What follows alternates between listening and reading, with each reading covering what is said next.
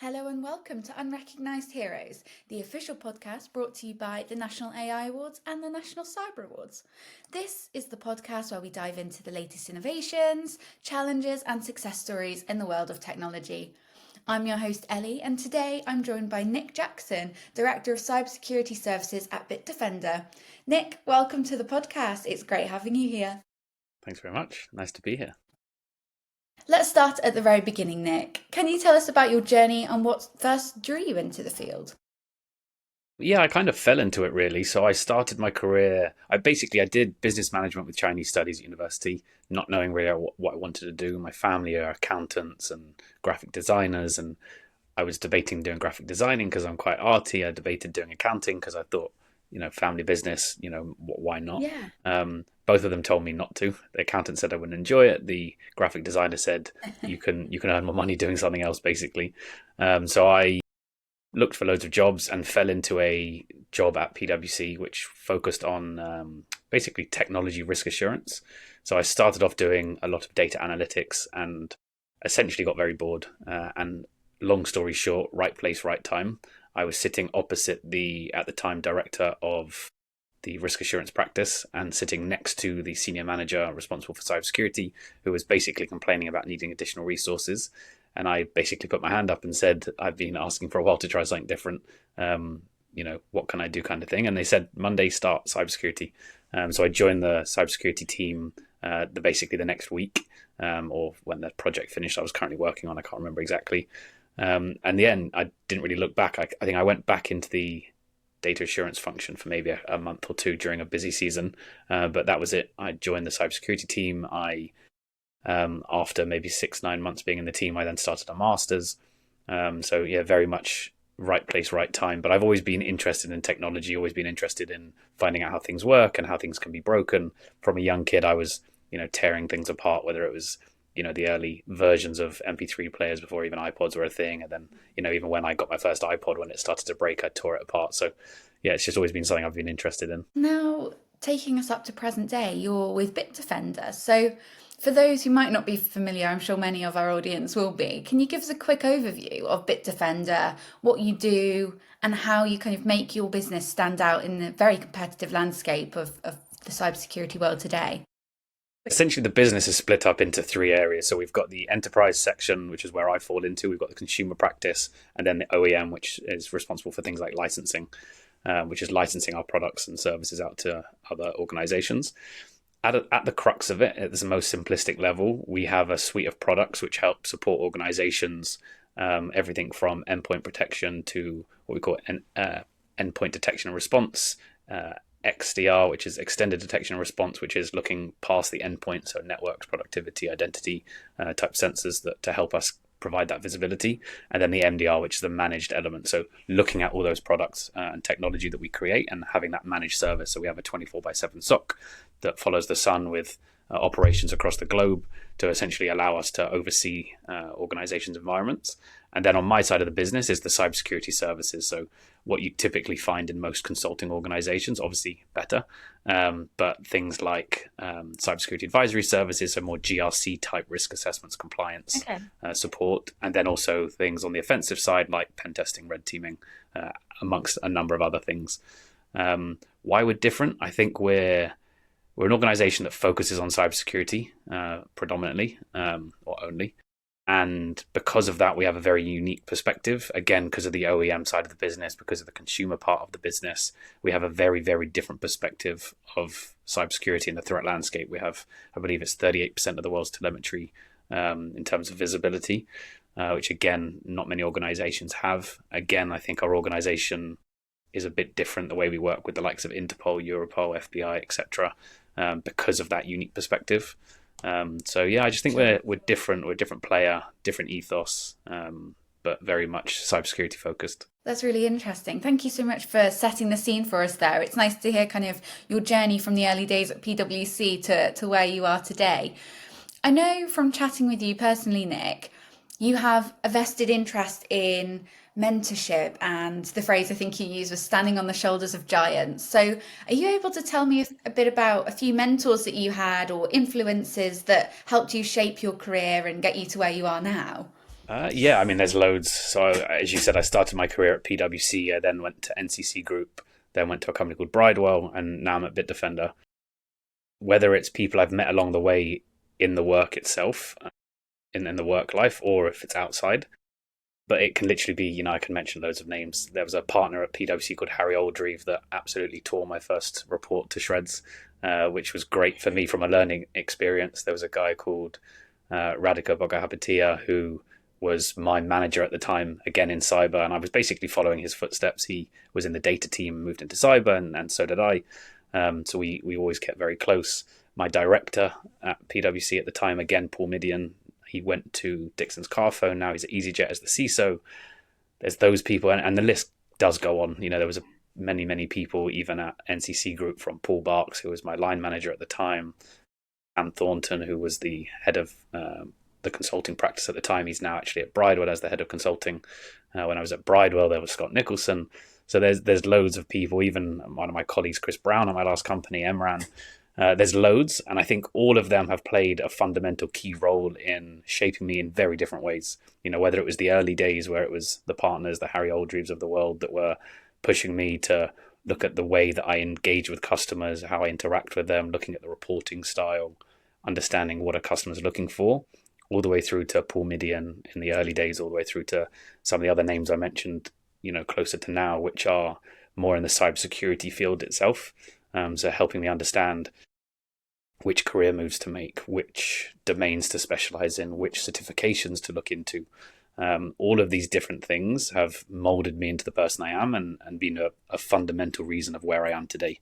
And without any one of those, my current role, my current lifestyle will be completely different. I've no doubt about that. So yeah, as I said to you before, and completely reiterate it again, I think mentors are stupendously and silly important.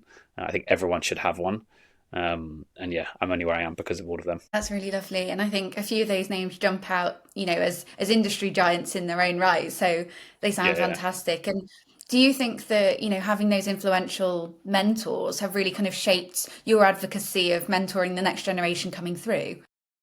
Yeah, definitely. I think once you've been mentored and you've had that kind of oversight, guidance, kind of a pastoral care, I think it makes you want to be able to give it back. I feel like it would be a disservice to the industry if I didn't. There's obviously a skills gap, and Bitdefender talks about it. I think our recent cyber assessment report spoke about the skills gap and said that it's getting worse. And there was a figure off the top of my head, which I think it was like 44% of people said that in the UK specifically said the skills gap's getting worse. So I feel like we all have a role which we have to play. And being the fact that I've also been mentored, and I think it's had a fundamental part of my success, I feel like I have to do it. But also it's extremely, enjoyable. The satisfaction you get from doing it, I think, plays a big part. But yeah, I think it's really, really important. I think I would encourage more people to do it, whether it's, off your own back through specific organizations. I think the likes of ISACA, as an example, have a mentorship scheme, but most organizations should, on a more soft skill program perspective, would encourage it. And I'm sure support organizations, support individuals that want to find a mentor internally. I know everybody has their particular styles, but do you have a style that you adopt that works for your mentees? It's a good question. So I think it depends on the person. For example, I have had different people over the years who know what they want to do, know where they want to get to, and I'm giving advice and guidance after listening to them, which I think is very important. But after listening to them, guidance for their specific career path that they want to achieve. Say, for example, they want to go into digital forensics. The path that you're going to give them is going to be very different to someone who just wants to enter the field and isn't sure where to go. You want to make sure they get a good grasp and a good foundation to kind of potentially look at every single domain within the cybersecurity field. So I think the guidance you give from listening to someone is going to be very different, but also no different to kind of general team management or line management. Understanding the person and what they like and how they like to receive kind of guidance or training, I think is really important. So some people, like to be given specific direction with clear goals. Different meetings that we have will have different objectives and goals in mind that we want to achieve by the end of that session. Some people want to have a more kind of chilled, laid back approach where, let the conversation guide you and see where it goes. So I think adapting to different people's styles is super important as well.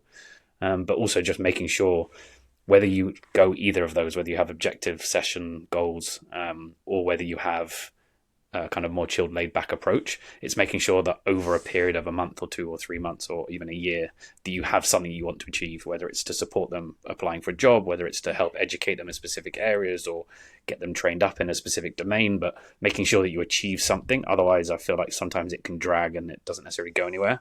But every mentor is different. As I said, I think I've learned different things from different mentors. I don't always think, I mean, look, there are unicorns. I do think there's individuals, as I've said on many other podcasts, that are, very good at a number of things. But sometimes a mentor would be good at helping you in a specific area. For example, the cybersecurity CISO domain. If you want to become a CISO and they are a CISO, how have they got there? What do they think are skills that are relevant and good to learn about? Whereas there may be some that are, for example, the partner at PwC, he was very good at stakeholder engagement because that's very much what a partner at a Big Four should be doing. So you learn different things and different facets and skill sets from different people. So I think it's learning your strengths and as a mentor, not going outside of the bounds of where you think you can add advice and guidance and insight. Yeah, that seems to make sense. Do you have a kind of go-to piece of advice that you would give somebody that's perhaps early there in their career or entering the world of cyber to kind of find their feet, or, what's a go-to piece of advice you'd give to somebody? A piece of advice I gave to someone the other day, which I don't know if it'd be the only piece, but I think it's important, is kind of say yes. Don't obviously put yourself in a position where you're doing something you're completely inexperienced and unable to do. But the cybersecurity field is so big, and if you want to gain as much exposure and experience as possible, jump at every opportunity. When I was at NCC, there was an opportunity to fly to Brussels for every year for around 2.5 years, and I was like, oh, every single week, 2.5 years, that's a long time. I didn't know it was going to be that long at the beginning, but I jumped at it because I was like, this could be a really good experience, foreign customer, different environment, highly regulated, financial sector, let's see what happens kind of thing. So I think it's really important for people to take the opportunities that come with both hands and try and learn as much as you can. Don't worry if you don't know everything. You're never going to learn everything. If you learn everything and you claim you know everything, you're probably lying, or it at such a shallow depth that it's not gonna help you all the time. But be willing to learn as much as you can. It's funny, I was talking to somebody last week on a podcast and they said the exact same thing. Nobody that works in this industry claims to be an expert at everything. No, and I think everybody dangerous. Feels, not qualified in some areas, but you just, like you say yes and roll with the punches and you learn along the way, right? Yeah, even if, I'm not a digital forensics expert, but I understand certain disciplines within their chain of custody and things like that, which are important. And it's knowing when forensics are important, when to pull on that expertise, which companies can offer those expertise. So it's those types of things, again, rolling up your sleeves and learning all of that stuff is important. You don't need to be an expert in everything yourself. Yeah, quite right. Whilst we're on the topic of kind of people development and retaining talent and all that good stuff, there's a topic that seems to come up quite frequently when I'm chatting to people or, as an industry-wide issue, which is burnout. And according to the Bitdefender assessment report, there's 49% of people report burnout from the constant need to monitor and report, which is quite a stark statistic when you think about it. And I'm interested to know, from your experience, how can leaders spot burnout early, kind of both in themselves or, with people in their teams? Yeah, it's a good question. It's very hard, put plain and simply. I think a lot of organizations, typically the small to medium businesses and a lot of organizations that aren't the massive, large enterprises. We work with a lot of large organizations and we're shocked at the size of the teams. But when you've got small security teams that maybe fall part of IT, or they're an IT team with very few individuals dedicated to security, you're asking a lot of a very small team. A finance team in an organization, maybe 5-10 people, but security teams in some large organizations can be 1, 2, 3 people. And the responsibility is large given the scope and the remit of that team. So I think, how can you spot it? I think having a mental health first aider within the team, I think would really help, making sure that you do things like mental health first aid training for those individuals, making sure the organization itself has an understanding of mental health and maybe has a focus to the security team. If it's a known stat that they suffer from burnout, I think having a focus where the team check in with them on a regular basis, I think is super important, but also just fostering the right culture. I think, again, I'd like to think my generation and the generations below me are better at talking about their emotions and their mental health. So hopefully over time, the stat, it may not improve, but again, we'll be able to not target it. We'll be able to resolve the issues before they get too bad. So burnout may still be an issue, but we can resolve them before it makes people want to leave their jobs or something like that. Yeah, So hopefully over time it does improve, but it's just getting the right processes in place, making sure that things like your private healthcare, if your organization offers it, has a whole mental health element to it, just to make sure people know who they can reach out to. Not every line manager has that kind of maternal pastoral kind of element of them. So if they don't, making sure that potentially the organization has, whether it is a mentor or a line manager that isn't a people manager, sorry, that isn't their line manager. So when I was at PwC, they have a way where you have a line manager who you report to, but then a people manager who, from a people perspective, you can reach out to for things like that. So I think mechanisms like that serve a big piece. yeah. But yeah, it was a very surprising stat. And with the skills gap that we mentioned before, I think it's something that could get worse before it gets better. Yeah, absolutely. Do you think that hybrid or flexible working that we've seen in the last kind of 5 to 7 years has helped or hindered well-being in cybersecurity teams? Oh, I like that question. I think a bit of both. So I remember when I left PwC and I went to start working at NCC Group, we didn't have an office in London, and I was very much the type Okay. of person that was in the office 5 days. And as you can probably tell already, I like talking. I'm a people person, so I had loads of people, including my family, saying you're only going to be there for 6 months, 1 year. You're not going to last any longer. You're going to hate it. And I started to see the benefits of working from home. Whether it Sure. is jumping on the Peloton and doing a workout in the morning, or being able to take the dog on a longer walk, or now with kids, seeing them in the morning before work and being there for when they get out of nursery or school. Like, the benefits are there. However, I do think there needs to be a balance. If your role is completely remote, where you don't travel to meet with your team, I'm lucky where I get to, whether it's travel abroad to see my team or travel in the UK to see my team, whether it's London or further afield in Manchester, etc. I have touch points with them, and I think that's really important. If I didn't, I would feel very siloed, and that would definitely help to, whether it's the burnout or it's just a poor mental health that would contribute to impacting burnout. It definitely plays a part. So yeah, I think it probably has worsened it, but it depends on the organization, the flexibility, and I guess what the work life is. Like I said, my responsibilities and Yeah. activities Yeah. mean I can meet up with people and do stuff like this. Very much so. And I think going back to what we were talking around, techniques to help in organizations to combat burnout, do you have any personal techniques or strategies that you implement when you start to feel kind of close to the wire? I know you mentioned about jumping on the Peloton, but is there anything else that you Yeah, personally do or could advise other people? I guess there's a few things. One, I like to do exercise. So whether it's taking the dog on long walks, I know during COVID, when we weren't allowed to do many walks, I was doing like really long walks to try and, keep the dog active and keep me, I guess, like a bit of a break. What are some strategies or practices that you found to help and maintain a healthy balance, Nick, in such a high pressured industry? Yeah, it's a good question. What do I do? So I think sometimes just taking a step back, guilty pleasure for chocolate, sweets, and snacks. So going downstairs and grabbing some food. I think just taking a short breather always helps. I guess more generally, kind of being able to kind of leave work and kind of try and forget about it, if that makes sense. So a lot of people leave with the pressures, knowing what the risk of the business could be under. So kind of going, doing some exercise, walking the dog, going on a Peloton, looking after your kids if you've got them. Mine are very well behaved, so looking after them is a dream. So kind of stuff like that, which just takes your mind off stuff, is really important.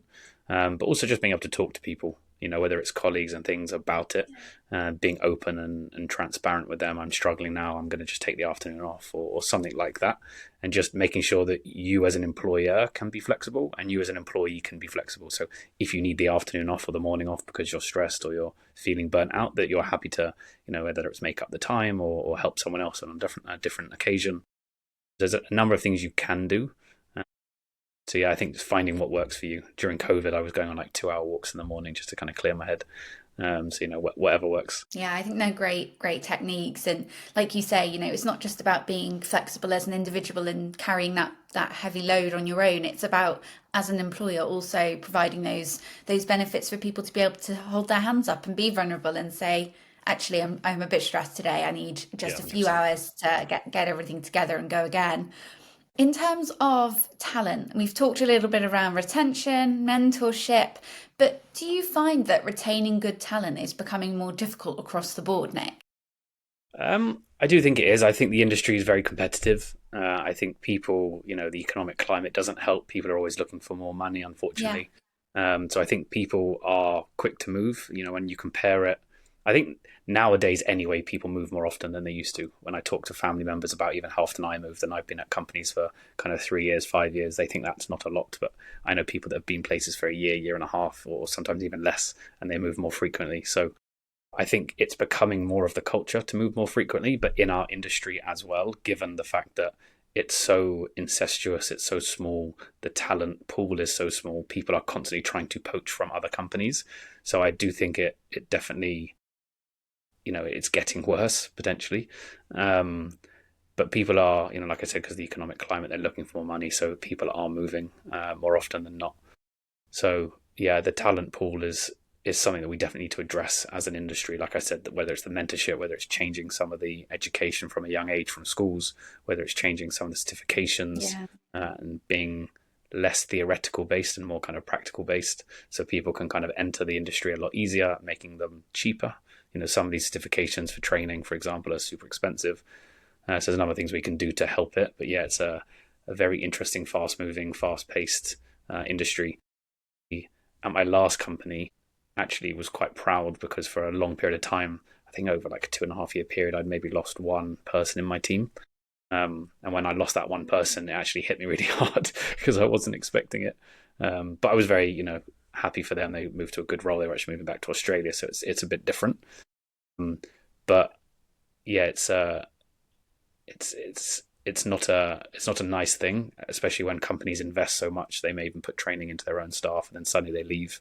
So it's a battle that we're going to have to find a solution for. But I think it's a long term solution. Like I said, with the training, the education, and then the economic climate. Yeah, absolutely. And do you think that younger professionals coming through are looking for something different perhaps than, say, generations before them that have come into the industry? Do you think that there are things that companies can be doing to keep them in roles for longer? Yeah, I think they do. I think the younger generation, because of everything from social media, which is making people's attention spans getting shorter. I think people are just generally different. They're built differently. They're programmed differently. People want things, and they're asking for more than they ever did before. Whether it is the mental health stuff we mentioned before, whether it's the flexibility from working from home and not just in the office, whether it's some of the perks and the benefits that people are asking and expecting now when they move to different companies, people are looking for different things. So there's definitely companies need to be thinking creatively. My last company was pretty good at that, to be honest. Bridewell, they would tailor their benefits packages, and then they made significant changes while we were there to make sure that people felt happy. They used to do kind of monthly, quarterly socials to make sure people were, felt part of a team, and it was a very, very good atmosphere at the time. So companies at the smaller scale are able to be more agile. I think larger companies that are Yeah, built on definitely. legacy HR systems and legacy policies will probably find it harder to adapt in that way. But I think a lot of the younger tech startups in the cyber field are doing things very differently to some of the big enterprises in the space. Yeah, and I think from our previous chats, Bitdefender has recently put together a bit of an assessment report, which is very in depth and uncovered some really interesting trends by country, which I'd be really interested to dive into with you. Yeah, yeah. Were there any kind of surprises that jumped out in that data, or things that you saw that challenged assumptions that you may have kind of previously had about the state of the landscape we're in? I mean, there were some things that weren't a surprise. There was a percentage there about 62% of UK respondents thought that they'd experienced an attack essentially that had an involvement of AI. That wasn't a surprise. I think a lot of people are getting phishing emails, which that in itself is Yeah. probably being enabled by the uses of AI. People are using LLMs to make the languages clearer. But there were some things in there that stuck to me specifically. I think one of them was It was the stat about pressure to stay silent in the event of a breach. So I think overall it was like roughly over half. I think it was about 57%, but in the UK I think it was actually a bit higher, about 58.1% from memory, which was basically saying that 58.1% of people feel the need and feel pressured to stay silent in the event of a breach, which for me was shocking. I think with things like the increased regulation and compliance requirements coming out, the idea behind them, DORA has just launched. The idea is to be more transparent, to be collaborative within the industry, to make sure that if your organization's hit and you're in the same industry as others, that you share the knowledge, share the threat intelligence, and try and stop the knock-on effect. But if people are being pressured to stay silent, it's not going to help that. It's one, going to be against a number of different regulations, but it's just not going to help the industry in general. So I was very surprised at that. But there was a number of things in there that was interesting. There was a whole piece about the kind of confidence between the leadership and the front line. So I think that some of the stats it was something like 45% of C-level execs say that they're very confident, but only about 19% of mid-level managers agree.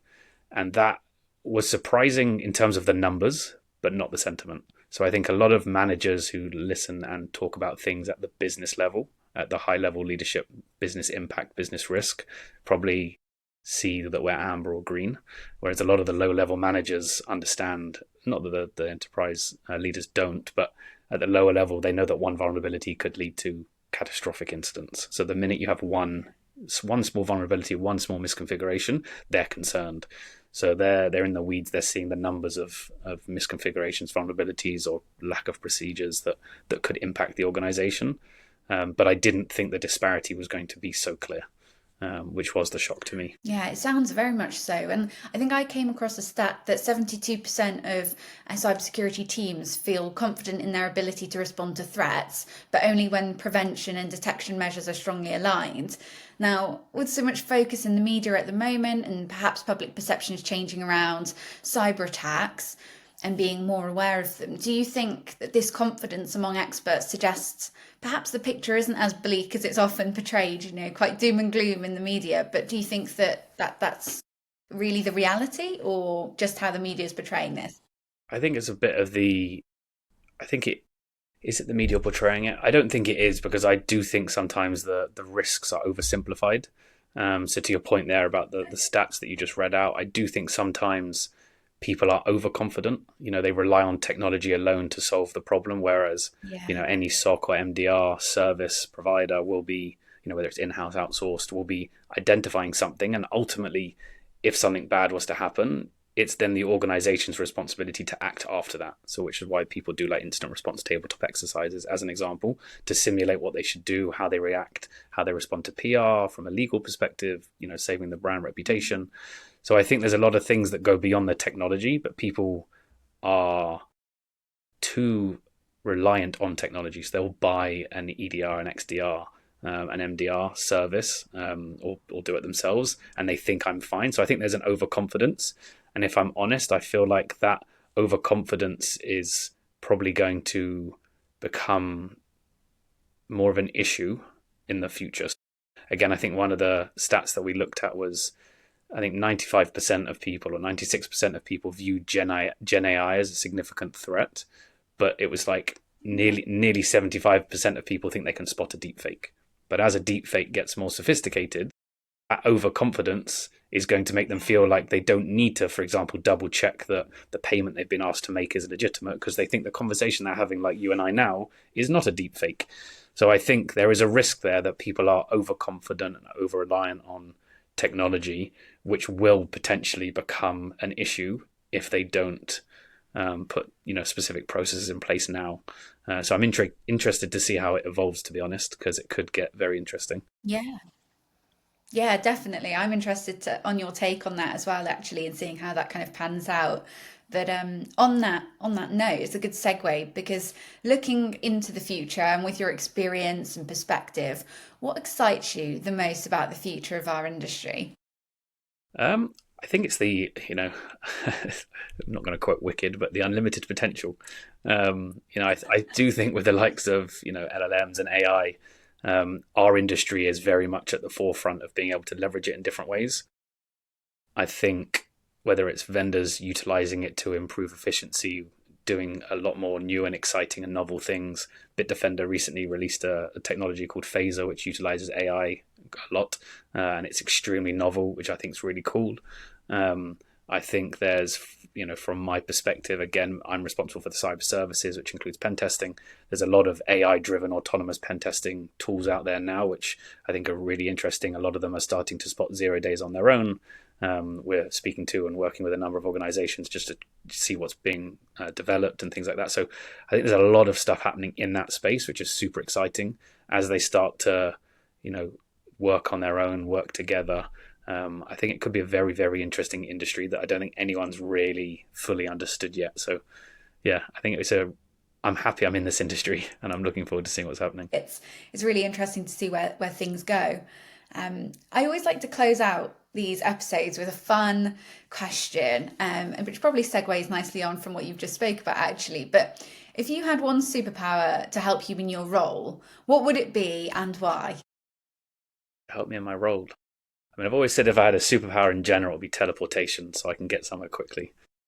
But that's not going to help me in my role. That would have helped with your Brussels travel. It would help. Yeah, it would help with travel. So I do quite a lot of traveling, so it would actually help with that. But I'll see if I can think of something else.